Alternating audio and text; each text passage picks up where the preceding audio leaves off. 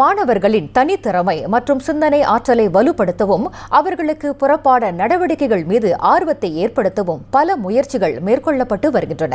அதில் ஒன்றாக பினாங்கை சேர்ந்த வட மாநில இந்தியர் சிகையலங்கார சமூக நல இயக்கம் மாநில அளவில் தமிழ் பள்ளிகளுக்கு இடையிலான மீனம்பால் சதுரங்க சுழற்கிண்ண போட்டியை ஏற்று நடத்தியது. 3வது ஆண்டாக நடத்தப்பட்ட இப்போட்டியில் சுமார் 108 மாணவர்கள் கலந்து கொண்டனர். இப்போட்டியில் கலந்து கொண்டு வெற்றி பெறும் மாணவர்கள் மட்டுமின்றி வெற்றி பெற முயற்சிக்கும் மாணவர்களுக்கும் சான்றிதழும் கோப்பையும் வழங்கி சிறப்பிக்கப்பட்டதாக வடமாநில இந்தியர் சிகையலங்கார சமூக நல இயக்கத்தின் தலைவர் புவனேஸ்வரன் சக்திவேல் கூறினார்.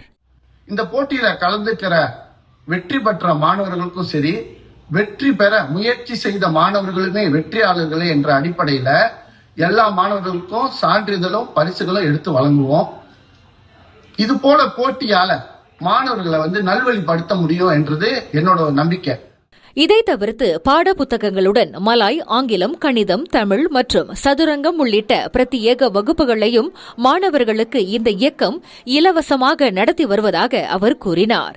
இந்நிலையில் அடுத்த ஆண்டு முதல் இலவசமாக சீன மொழி வகுப்பை மாணவர்களுக்கு ஏற்று நடத்த தங்கள் இயக்கம் திட்டமிட்டிருப்பதாகவும் புவனேஸ்வரன் தெரிவித்தார். இதனிடையே 2025ஆம் ஆண்டு மீனம்பாள் சதுரங்க சுழற்கிண்ண போட்டியில் வெற்றி பெற்ற கிட்டா ஹென்ரிதா தோட்ட தமிழ் பள்ளியை சேர்ந்த திவேஷ் சிவராஜன் தமது மகிழ்ச்சியை பகிர்ந்து கொண்டார். சதுரங்க சுழற்கின 2025 கலந்து கொண்ட சந்தோஷம். அது மட்டும் இல்லாமல் நானா இங்கே கிராண்ட் சாம்பியன்.